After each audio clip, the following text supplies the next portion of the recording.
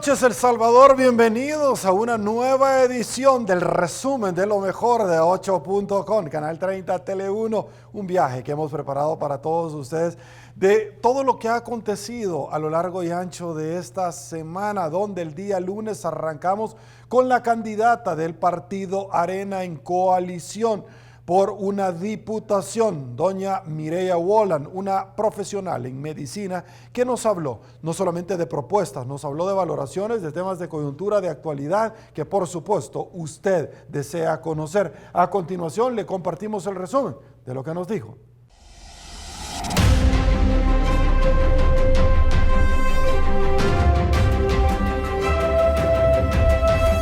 En 8.com. Doctora Wolan, candidata a diputada por el partido Arena. Acepté participar en esta contienda electoral porque El Salvador necesita personas preparadas, diputados preparados, con experiencia y con una reconocida honorabilidad, un pasado limpio, un rostro nuevo. Estoy convencida que se necesita formular legislaciones diferentes basadas en el concepto de la descentralización. Esto significa retirarles potestades y recursos económicos a la Presidencia de la República y distribuirlas en los gobiernos locales llamadas municipios para fortalecer estos municipios. El FODES es el origen para descentralizar estas potestades que menciono y fortalecer a los gobiernos municipales. Ahora, las personas me pueden preguntar, pero ¿cómo es posible que usted quiere fortalecer a los gobiernos municipales si a veces no hay personas aptas? Pues este ya es el tema donde los habitantes de cada municipio van a tener que madurar políticamente e ir aprendiendo, como ya lo están haciendo, en que deben buscar mejores candidatos y mejores alcaldes y consejos municipales y ponerle más atención a estas personas que van a elegir, que las unidades de salud y FOSalud pasen bajo el control administrativo de los gobiernos municipales. Esto significa de que ellos son las personas que van a contratar al personal médico en las unidades de salud, van a encargarse del mantenimiento y la creación de la infraestructura y van a disponer quiénes van a trabajar, cuánto se les va a pagar, igual que en los países de primer mundo. ¿Por qué? ¿Por qué esto? Porque de esa forma se acerca el servicio a la gente, a los habitantes de los municipios. Son los gobiernos municipales los que están cerca de la gente y conocen a su gente, conocen el número de población, el sexo, la edad, las enfermedades que padecen, las necesidades que tienen específicamente en este ramo de la salud. También podría ser de la educación en cuanto a la atención primaria, es la segunda propuesta que llevo. Conocen de las necesidades de calles, o sea, de la red vial, del mantenimiento que hay que hacerles. ¿Por qué? Porque los ministros están muy alejados de la gente, al igual que la presidencia, no conocen las necesidades de sus gentes, no logran llegar hasta el último habitante, pero los consejos municipales sí. Solo observen de que los alcaldes y por lo general todos sus concejales viven dentro de los municipios, son parte de la misma gente que están en esos municipios, en esas regiones geográficas y por lo tanto están más cerca de que cada habitante pueda irle a tocar la puerta y decirle qué necesitan. Y además también saben que si a los 3 años no han funcionado y no le han resuelto a la gente sus necesidades, van para afuera porque la gente no les va a dar el voto. Y es que el voto al alcalde y a los consejos municipales es el voto más directo que hay para un funcionario público, aparte del de la presidencia. Así que esa es mi plataforma que llevo, es la descentralización, es un concepto ya viejo. Desde 1972 el Banco Mundial y otros organismos internacionales lo trataron de implementar en América Latina y lo implementaron con éxito en países de primer mundo, en Europa y Estados Unidos.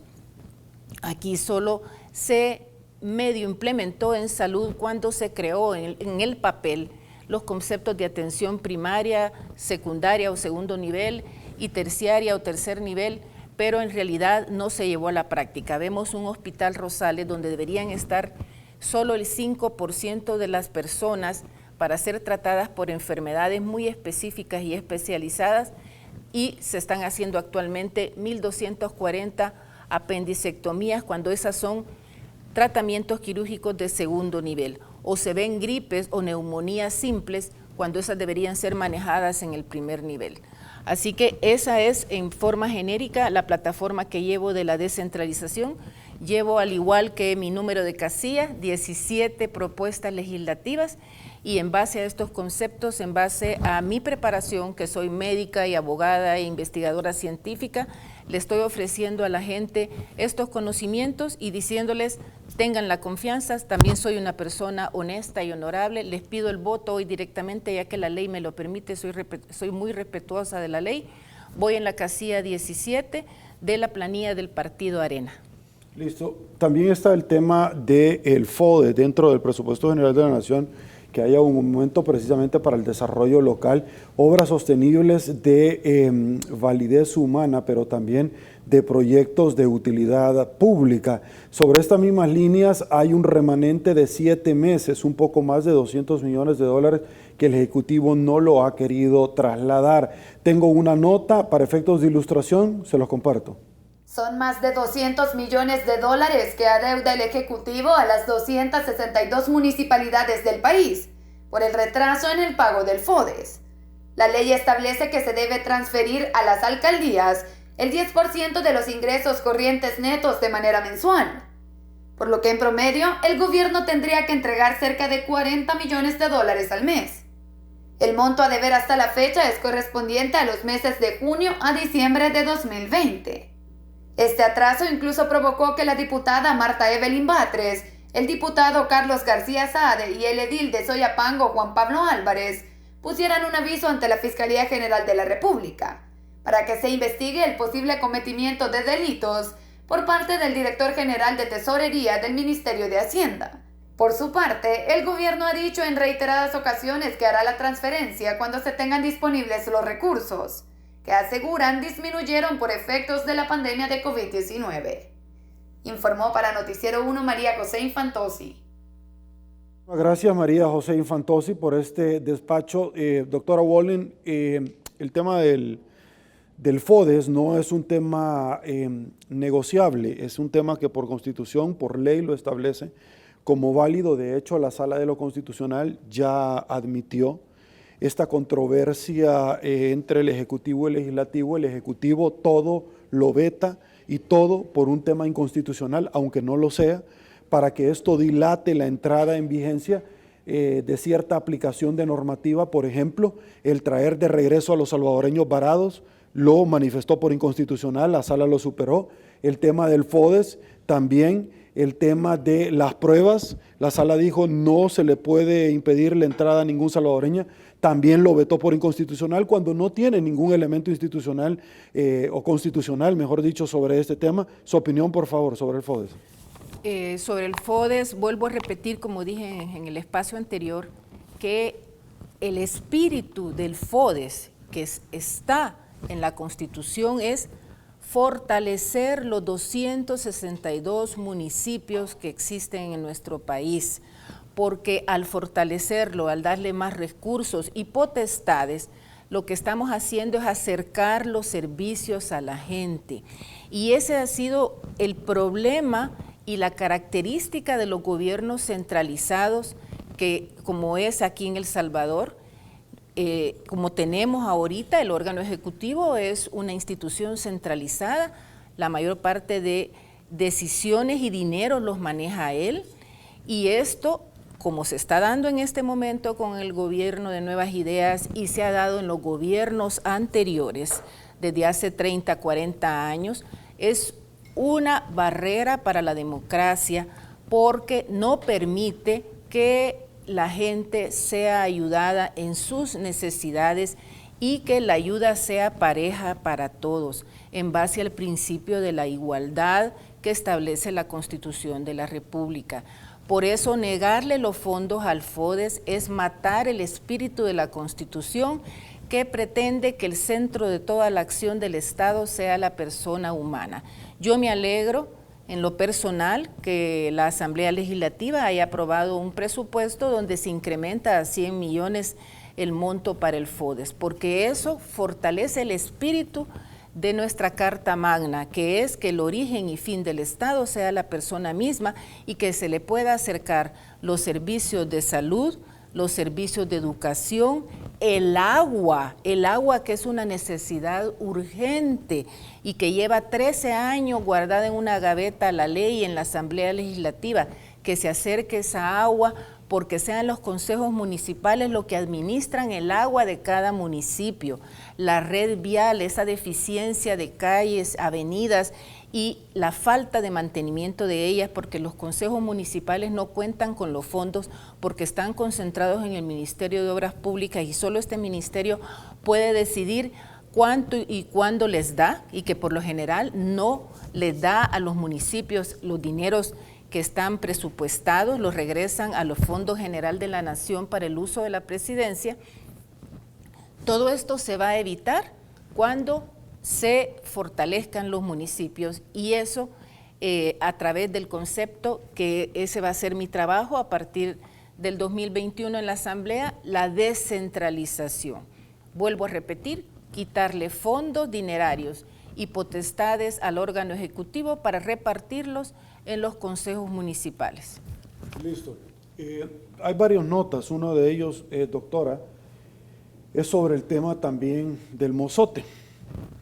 Póngame por favor estas imágenes, y fue promesa de campaña del señor presidente de la República.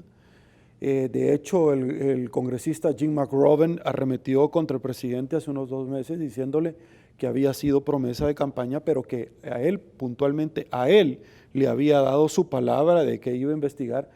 El señor presidente de la República ha intervenido varias veces en cerrarle la puerta a la investigación de la masacre del Mozote. En 7 oportunidades el ente castrense al juez que lleva la causa. De hecho, el día que se iba a practicar esta diligencia, él puso un cerco sanitario en Morazán. Todo lo mejor en análisis político y coyuntura nacional en 8.com con Sergio Méndez.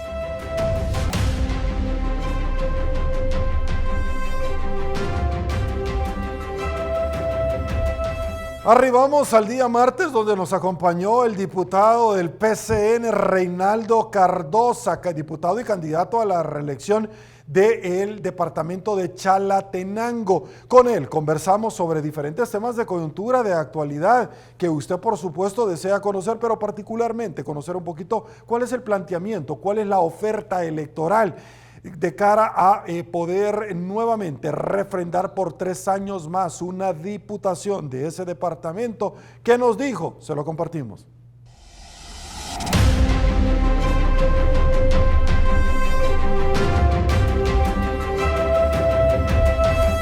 En 8.com. El señor diputado Reinaldo Cardosa, diputado del PCN, jurisdicción Chalate. Yo tengo un programa del 2009 de poderle desgranar el maíz y el maicillo a la población chalateca. Tenemos 7 equipos desgranándole en este momento, bueno, actualmente están desgranando al departamento 7 equipos profesionales que los hemos conseguido, algunos con donaciones, otros que los hemos adquirido, pero son 7 equipos desde el 2009 que han estado enfocados en el departamento de Chalatenango, ayudándole a los agricultores. Solo para darte una idea, el año pasado sacamos 468,000 quintales de maíz de gratis y sacamos 186,000 quintales de maicillo, de gratis, porque también desgranamos el maicillo. Si vos pedís un proyecto del presupuesto general del Estado para tu gente, no es ningún delito.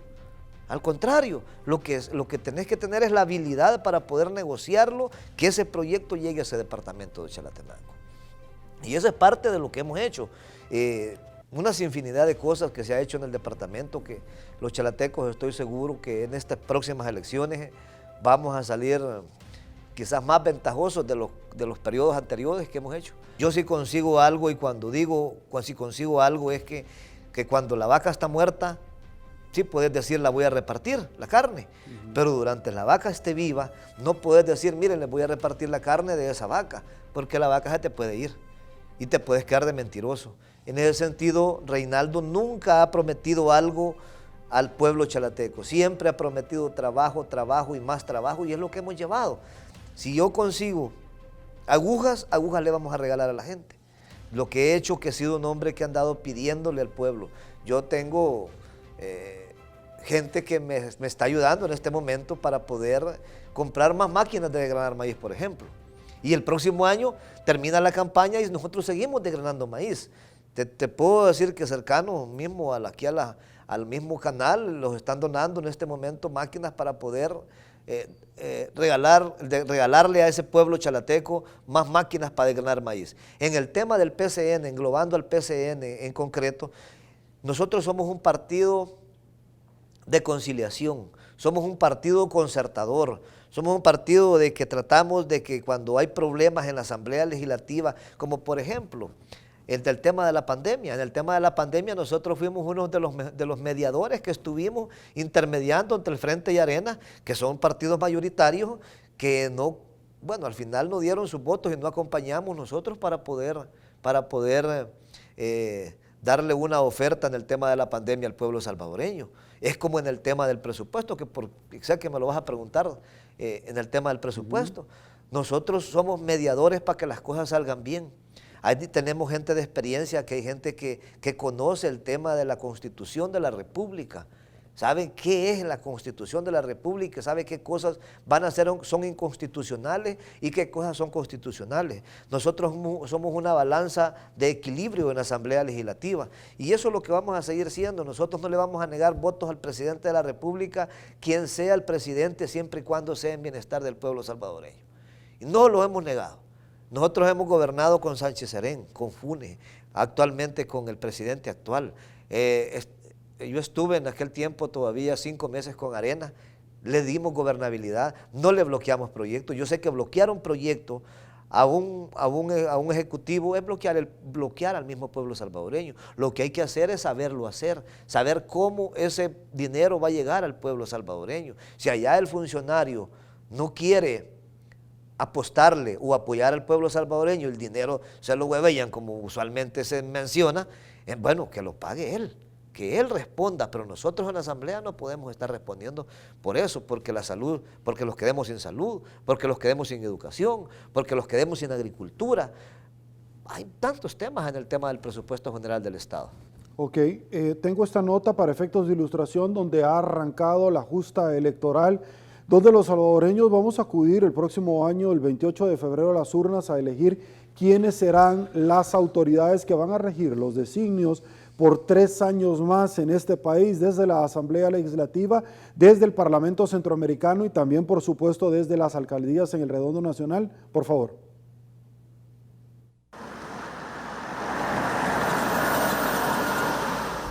Desde el 27 de diciembre hasta el 24 de febrero del 2021, los candidatos a diputados para la Asamblea Legislativa y el Parlamento Centroamericano están habilitados por la ley para hacer campaña electoral, mientras que los candidatos a alcalde y concejal tendrán un mes para pedir el voto, es decir, que la campaña para ellos iniciaría hasta el 27 de enero del próximo año. Los partidos políticos ya comenzaron a divulgar en sus redes sociales los mensajes clave de las campañas que diseñaron para acercarse a los votantes. Alianza Republicana Nacionalista, por ejemplo, apela en sus pocos mensajes divulgados hasta ahora a los colores y a la recuperación del voto duro perdido en las elecciones legislativas del 2018. Mientras que el Frente Farabundo Martí para la Liberación Nacional ha publicado mensajes con el eslogan El Nuevo Frente, con el que pretenden comunicar una renovación interna en sus filas. Por su parte, Nuevas Ideas y Gran Alianza por la Unidad están haciendo campañas completamente montadas en la figura del presidente Nayib Bukele. De hecho, el mantra más repetido en los mensajes de Nuevas Ideas es la bandera celeste, con la N de Nayib. Informó para Noticiero 1, Lisette Santamaría. Muchísimas gracias por ese despacho, Lisette Santamaría, de Diario 1. Diputado, en el tema de Fomilenio, la longitudinal del norte se vio favorecido, Chalatenango. Chalatenango, por supuesto. Correcto, en la primera edición. En esta segunda edición, ustedes aprobaron en la Asamblea Legislativa 2 contrapartidas. por qué esta no fue añadida por parte del Ejecutivo en el Presupuesto General de la Nación 2020 este año. Sin embargo, y estoy hablando de Fomilenio porque es la zona costera de nuestro país, donde ha traído proyectos como Surf City, que es un proyecto de Fomilenio, temas de las aduanas, de la conectividad, entre otros temas. Claro. ¿Qué pasa con este tema? Porque vamos a ir hablando poco a poco, esto va en el presupuesto, pero ustedes han aprobado los fondos al Ejecutivo para echar mano de esta herramienta. Bueno, nosotros, si tú te das cuenta, habían 386 millones de dólares, donde iba una parte para los alcaldes en aquella oportunidad y iba otra parte para Fomilenio, otra parte para los veteranos de la Fuerza Armada. Esto lo vetó el presidente. Lo vetó el presidente, simple y sencillamente lo vetó. Hoy en el tema del presupuesto se reorientó también dinero para el Fomilenio. Nosotros no acompañamos el presupuesto, lo acompañó uno de los compañeros diputados únicamente. No votamos nosotros por presupuesto porque creemos de que nosotros no podemos estar moviendo las partidas. Se movieron partidas tanto para arriba como para abajo de los ministerios. Eso no se puede hacer. No se puede alterar el presupuesto cuando se ha mandado del Ejecutivo. Y eso fue lo que se hizo. Se puso de acuerdo Arena, se puso de acuerdo el FMLN y el PDC, y son los únicos que acompañaron este proyecto de presupuesto. De ahí los demás diputados no acompañaron. Ni el Independiente, ni PCN, ni Gana, ni el CD, no acompañó este presupuesto de este año que vamos a comenzar a ejecutar el próximo año. En ese sentido, yo sí creo de que ha habido un vacío que no sabemos qué va a pasar. No sabemos si el presidente lo va a sancionar, lo va a vetar, qué va a pasar con ese presupuesto, porque es una incertidumbre en este momento. Ahora, ingresando en la dinámica del presupuesto general de la Nación, tengo otra nota, la nota del FODES. Ustedes como PCN tienen a una gran cantidad de alcaldes en el redondo nacional. Claro. Listo, para efectos de ilustración, se la compartimos.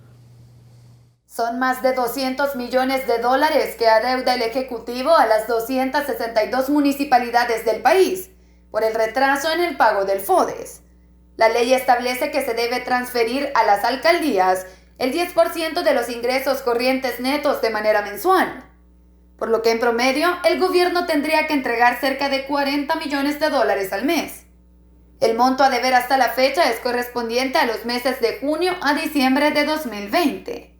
Este atraso incluso provocó que la diputada Marta Evelyn Batres, el diputado Carlos García Saade y el edil de Soyapango Juan Pablo Álvarez pusieran un aviso ante la Fiscalía General de la República para que se investigue el posible cometimiento de delitos por parte del director general de Tesorería del Ministerio de Hacienda. Por su parte, el gobierno ha dicho en reiteradas ocasiones que hará la transferencia cuando se tengan disponibles los recursos, que aseguran disminuyeron por efectos de la pandemia de COVID-19. Informó para Noticiero 1 María José Infantosi. Muchísimas gracias, María José Infantosi. Diputado, su análisis sobre la falta de entrega del FODES.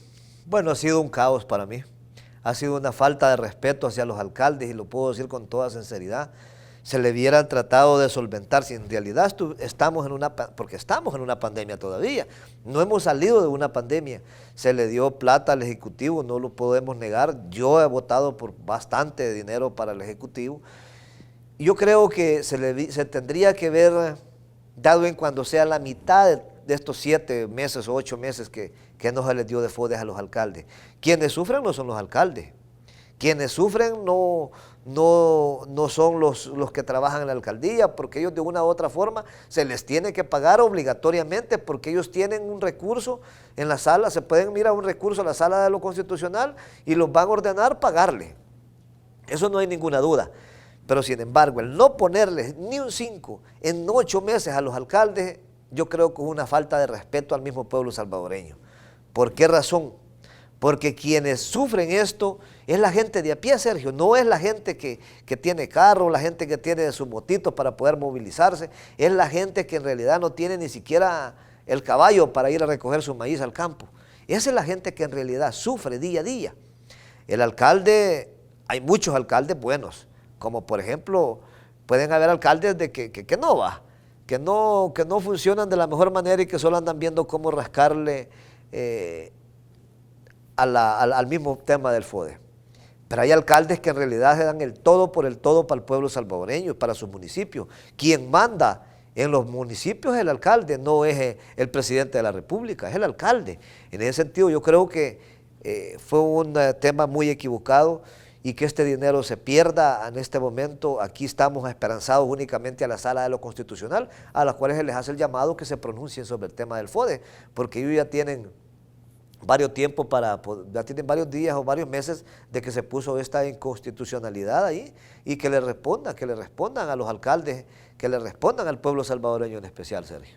Ahora, el tema del FODE ya no son bolsos reembolsables, fondos reembolsables, diputado. Sí, porque es un presupuesto de un año. Sí, sin embargo, para el otro año en el presupuesto sí va a tener un aumento, pero adicionalmente estamos hablando que hoy por hoy la Sala de lo Constitucional está conociendo este tema. De llegar a ser favorable la resolución de las comunas, el Ejecutivo estaría en la obligación de trasladar inmediatamente los fondos que la Corte de Cuentas ha expresado que el Ejecutivo los tiene y no los quiere trasladar. Claro, yo sí creo que más que el Ejecutivo es el Ministro de Hacienda, porque el Ministro de Hacienda es el que tiene que depositar el dinero a las partidas de los alcaldes. O sea, tiene que depositarlo a ISDEM y ISDEM depositárselos a Comures y Comures mandárselos a los alcaldes. En ese sentido creo que el que tiene más problemas y el que está más problemado en este tema es el Ministro de Hacienda. Siempre se ha dicho que no hay dinero para el FODE. Yo creo que es un tema partidario que va a terminar en 2 meses, Sergio. Yo el 28 de febrero te puedo asegurar que el 28 de febrero esto de los alcaldes va a terminar. Todo lo mejor en análisis político y coyuntura nacional en 8.com con Sergio Méndez.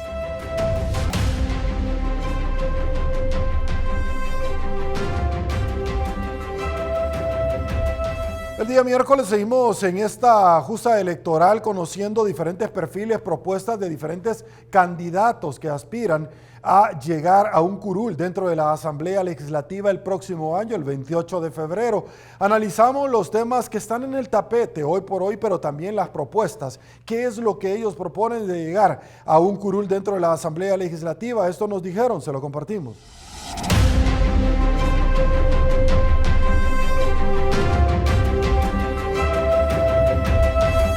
En 8.com. Don Ismael Quijada, quien es candidato a la alcaldía de Santa Ana.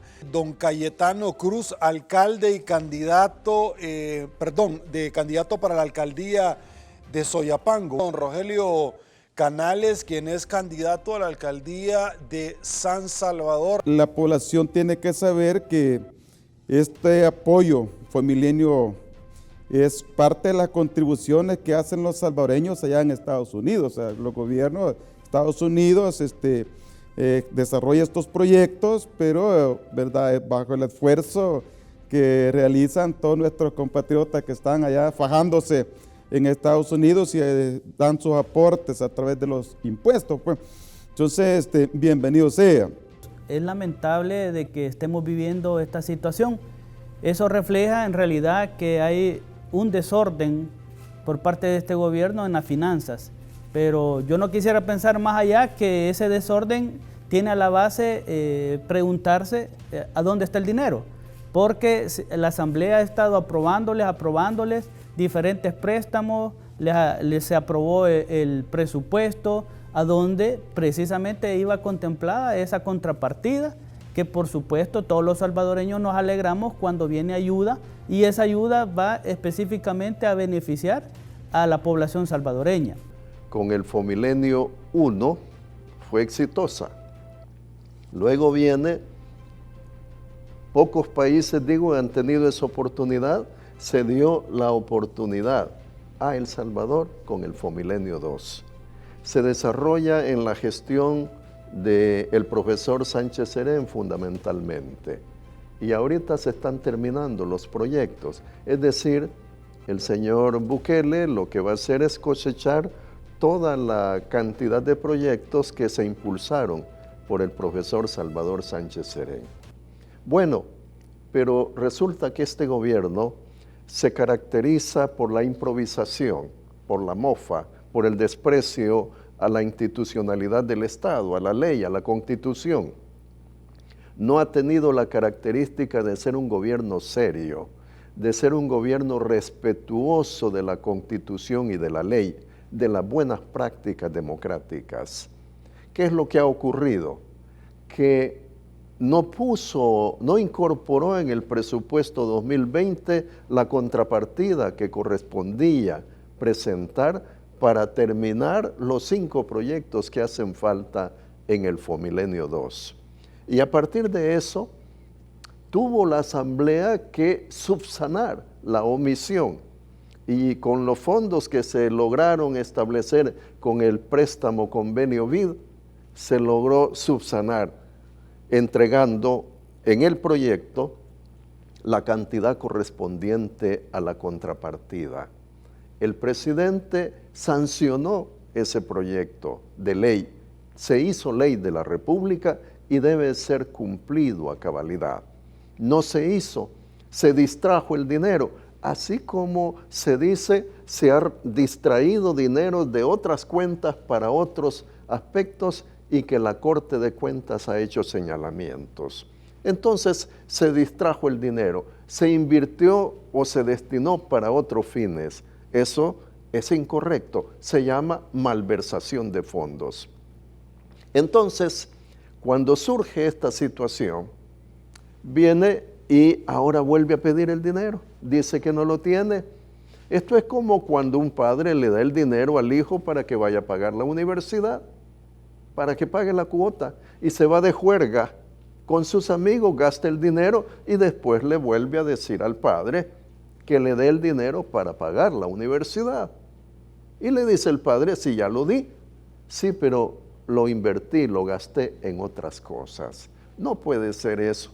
Esto no es un juego de niños, es una cuestión importante en la vida del país. Esto no es para el gobierno, esto es para el pueblo salvadoreño, es para mejorar el desarrollo infraestructural del país.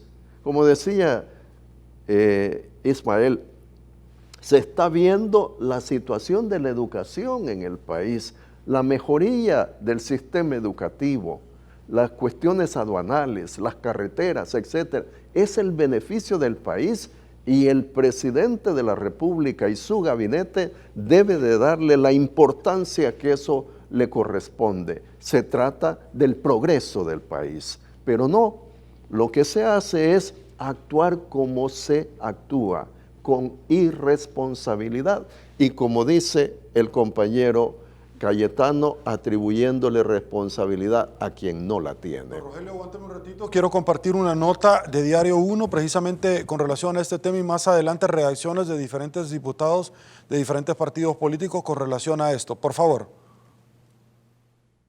El país contará con un mes más para poder obtener los $50 millones de contrapartida para continuar la ejecución de las obras de infraestructura financiadas por Fomilenio 2. El anuncio de la prórroga fue hecha por el director ejecutivo del proyecto, William Pleites, quien aclaró que esta no es una extensión del contrato, sino un tiempo de espera mientras se logran los fondos. Nos ha abierto una ventana de corta duración, cortísima duración, ¿verdad? Para lograr o para esperar de que al final de cuentas las instancias correspondientes puedan ponerse de acuerdo y poder liberar esos 50 millones que necesitaría el Fomilenio para trabajar.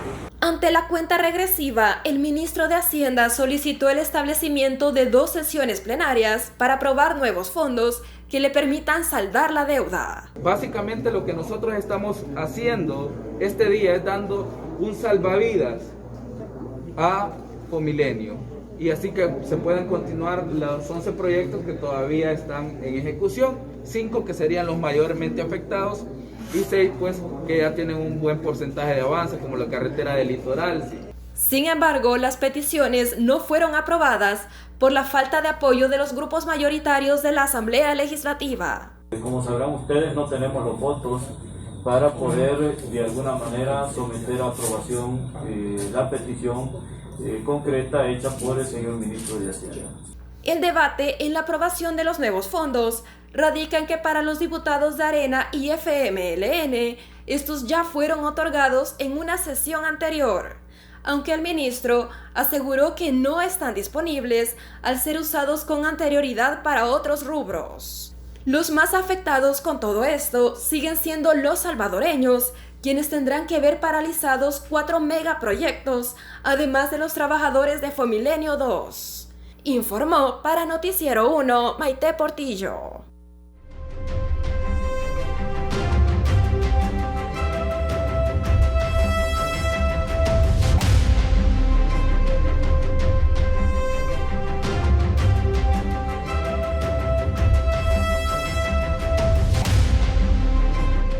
Tengo las declaraciones de varios diputados dentro de la Asamblea Legislativa en torno a este tema. ¿Qué es lo que dijeron? Se los compartimos.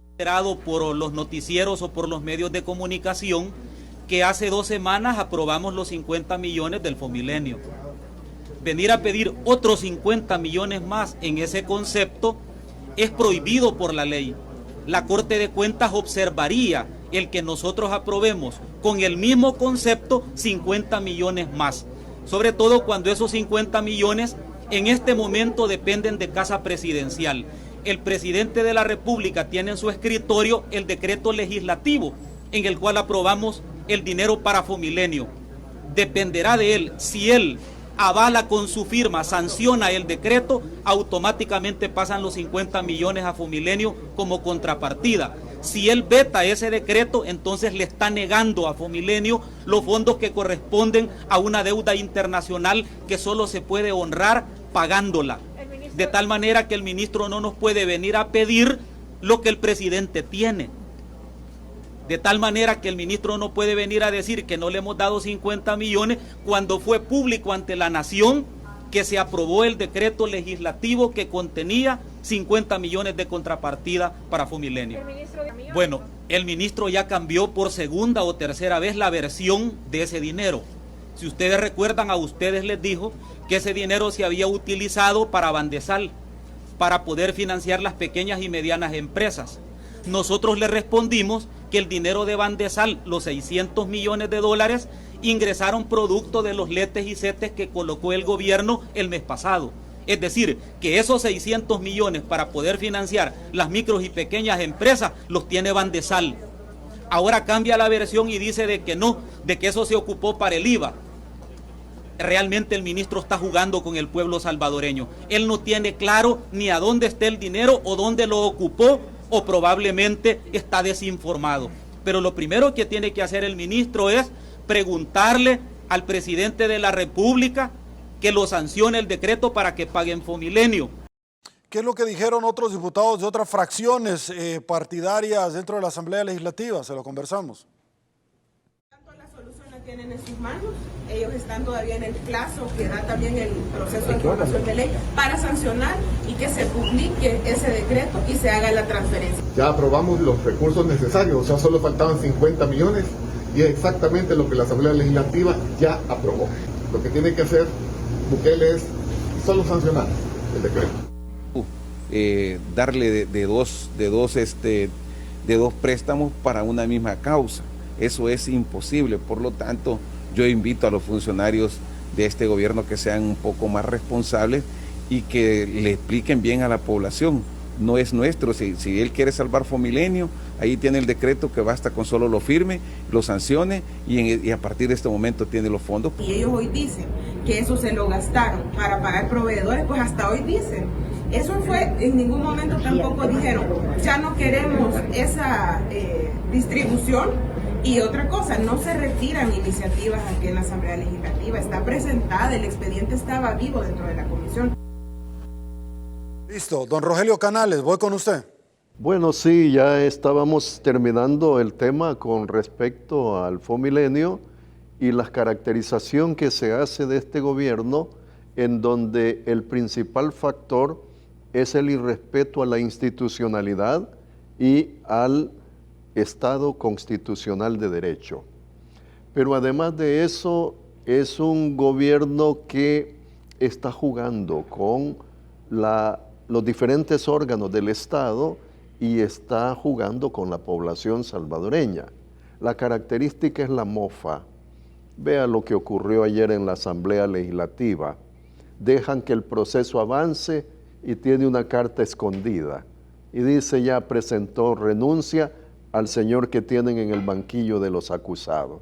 Y todos se ríen y dicen, qué astucia tan grande la del presidente, el haber llevado y ganado la partida en la Asamblea. Me parece de que eso es una cuestión pueril, una cuestión infantil, una cuestión que no debe darse dentro de los altísimos funcionarios de gobierno en un país.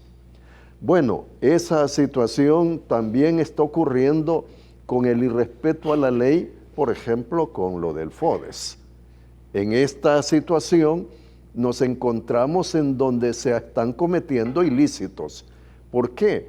Porque las municipalidades, por ley, por constitución, tienen una asignación presupuestaria que se debe de cumplir.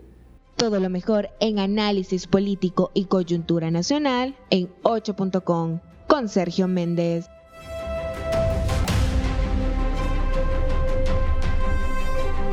Y así arribamos al jueves, señores, un día muy esperado en Noche de Jueves, Noche de Análisis, donde estuvieron periodistas de la talla de Rafael Domínguez, también Gerardo Mason. En esta oportunidad Walter Raudales no nos pudo acompañar, pero por supuesto que este nuevo año estará con nosotros por situaciones de salud. Esperamos que se recupere pronto. Analizamos temas del recorte de ayuda de los Estados Unidos de Norteamérica con relación al financiamiento armamentista que los Estados Unidos de Norteamérica ya no le van a trasladar a El Salvador hasta que presente datos concretos, una actitud de un cambio diametralmente opuesto al respeto irrestricto de los derechos humanos constitucionales que los salvadoreños necesitan.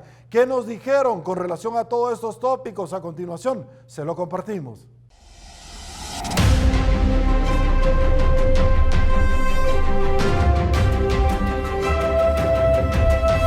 En 8.com. Rafa Domínguez, muy buenas noches, Rafa, un gusto. Gerardo Mason a la distancia, un placer. El presupuesto general, entiendo yo, y ya lo has dicho tú, Sergio, y tú que eres abogado, que no puede vetarse parcialmente. El veto es veto, y hablamos de una ley del presupuesto. Aprobada por la Asamblea, es una ley que el presidente puede vetar, observar o puede sancionar. Si la va a observar, entonces eso sí es un cuestionar, un dar detalle de qué es lo que no le gusta de la ley y la puede retornar a la Asamblea Legislativa para que ésta tome en cuenta las observaciones o las supere. Yo creo que se está haciendo del manejo presupuestario un manejo totalmente electoral. Nuevamente estamos viendo una tensión entre el Legislativo y el Ejecutivo que nuevamente tiene un trasfondo electoral. Acá lo que estamos viendo es un montón de coincidencias. Nadie habla de las coincidencias que existen entre lo que es el gobierno y lo que es la Asamblea, que para mí coinciden en temas que son bien importantes para todos, como lo es el tema de la educación, como es el tema de la salud.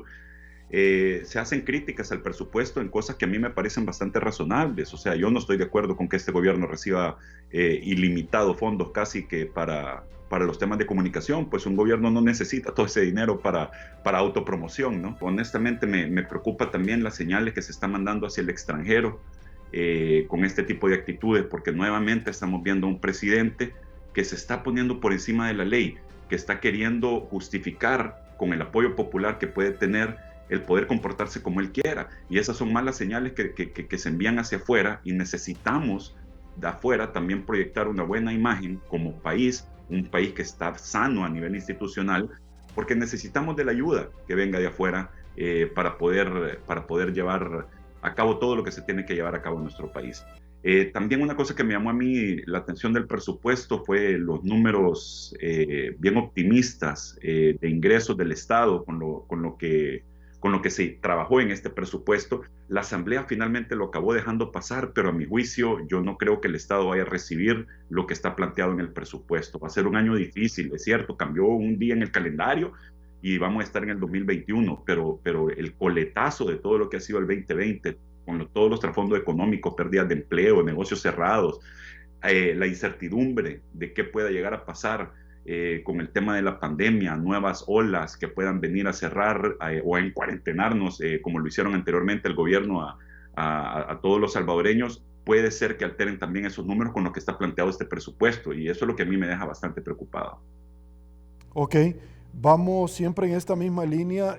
Tengo una nota del diario de hoy que va a servir Diario 1 primero y luego el diario de hoy, que es la nota precisamente del tema del 9 de febrero. Y es que en esta misma línea, Estados Unidos, por iniciativa de la congresista Norma Torres, como hemos conversado con nuestra periodista destacada en Washington, Carmen Rodríguez y colega, Washington ha decidido y ya fue sancionada por el presidente Donald Trump, primero la lista de corruptos de Elliot Engel, pero también el recorte de la ayuda para fines de compra de armamento bélico por parte de las Fuerzas Armadas de los países del Triángulo Norte. Me llama la atención porque he escuchado a algunas personas decir, no, pero es que no se refiere a El Salvador. Entonces no ha leído usted lo que el presidente Trump ha sancionado. Qué lástima, de veras, qué lamentable que esos sean sus argumentos.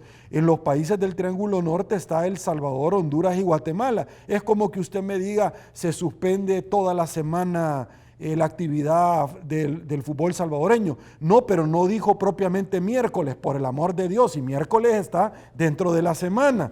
Para efectos de ilustración, se la compartimos. El presidente de los Estados Unidos, Donald Trump, firmó un proyecto de ley que reduce la ayuda militar extranjera a El Salvador. El recorte ocurre a pesar del intenso cabildeo que ha realizado en Washington el presidente Nayib Bukele para contrarrestar las críticas que está llevando a su país por la senda del autoritarismo. El pasado sábado, el Congreso aprobó un proyecto de ley de apoyo económico para los países del Triángulo Norte, es decir, El Salvador, Honduras y Guatemala. Sin embargo, una de las principales condiciones que establecieron los congresistas para liberar los fondos es la limitación del financiamiento militar y, por el contrario, fortalecer el Estado de Derecho y combatir la corrupción. Según la congresista de origen guatemalteco Norma Torres, dijo que el objetivo de los fondos no es financiar a los militares que controlan la corrupción. La prohibición forma parte de una iniciativa de los demócratas en la Cámara de Representantes para fortalecer las medidas contra esta práctica en Centroamérica. Informó para Noticiero 1, Lisette Santamaría. Listo, Rafael Domínguez, opinión. Pues bueno, después del tema Fomilenio aparece este otro. El aliado confiable parece que ya no es ni tan aliado ni tan confiable. Es decir, nos están poniendo condiciones como un aliado entre signos de interrogación.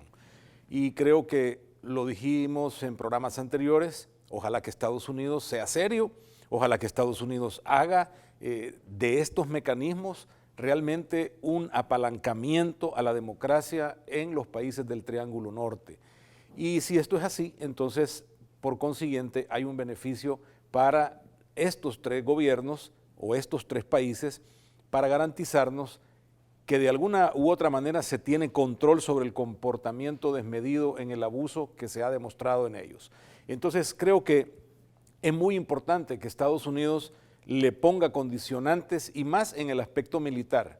Este es un mensaje muy directo a cómo también Estados Unidos está percibiendo que se está fortaleciendo el área militar en estos países y por consiguiente desde esta área militar se puede entonces fraguar el autoritarismo. ¿Por qué? Porque para ser autoritario usted necesita la mano fuerte y la mano fuerte la está ejecutando en El Salvador la Policía Nacional Civil, ya lo hemos visto, y el Ejército cuando dicen que responden al mandato del presidente y no de la Constitución, que es parte también del mensaje que envía Estados Unidos diciendo debe haber un respeto institucional. Así que yo creo que es importantísimo que este tipo de elementos funcionen, repito, como una tranca a el abuso que pueden cometerse a través del uso de las Fuerzas Armadas desmedidas en los países. Y creo que es importante leer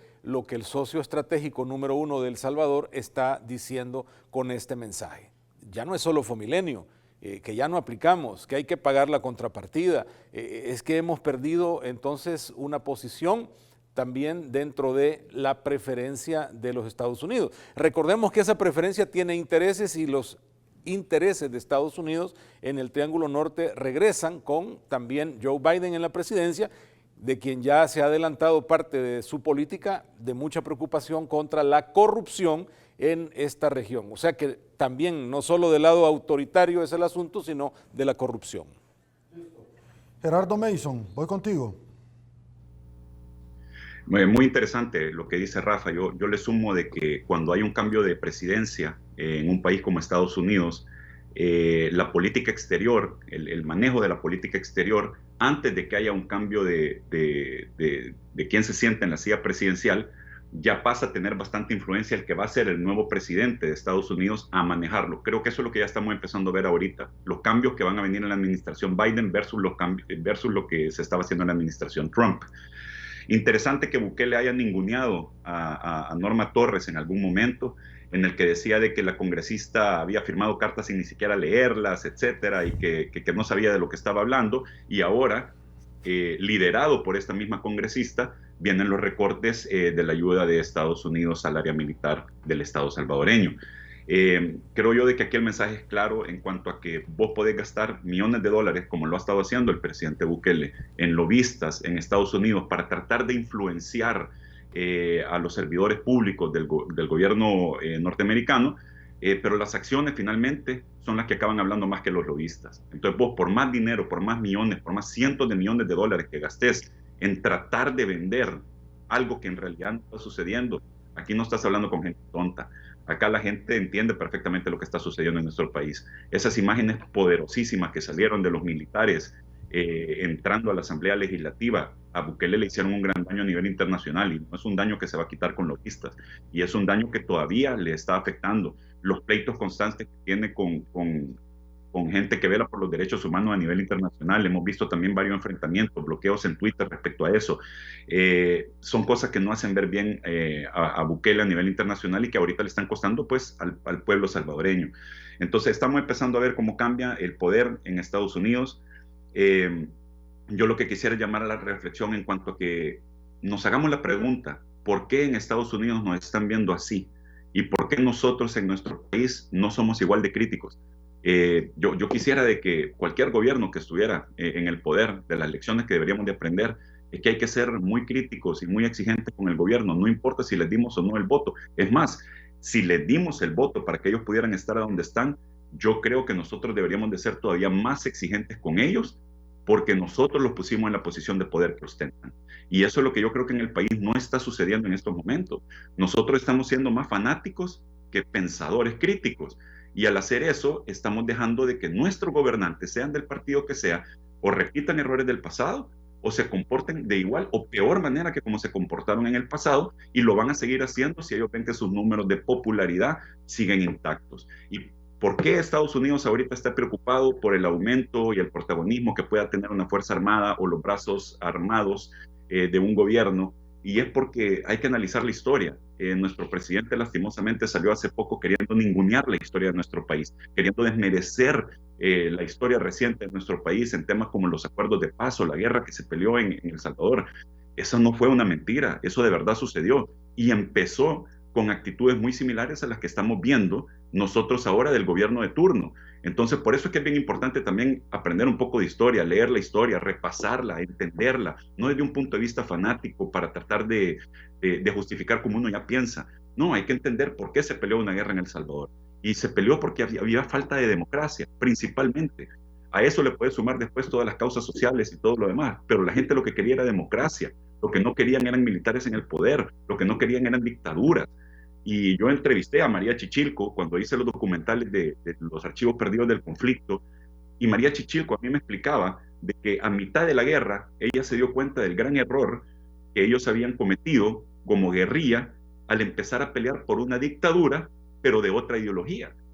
Y en las palabras de ella era: dictadura es dictadura, la ejerza quien la ejerza. Lastimosamente hoy vemos de que está como miembro del gobierno actual, que todo apunta que quieren llevarnos en esa dirección. O sea, tenemos un gobierno que se comporta muy parecido a los gobiernos anteriores, con creces, y más encima estamos como pueblos dispuestos a darle todavía más poder a ese gobierno. Y yo creo que eso no nos va a llevar a un buen puerto si estas actitudes que se están mostrando ahorita nos llevan a donde antes en la misma historia de nuestro país han llevado este tipo de comportamientos de parte del gobierno. Todo lo mejor en análisis político y coyuntura nacional en 8.com con Sergio Méndez.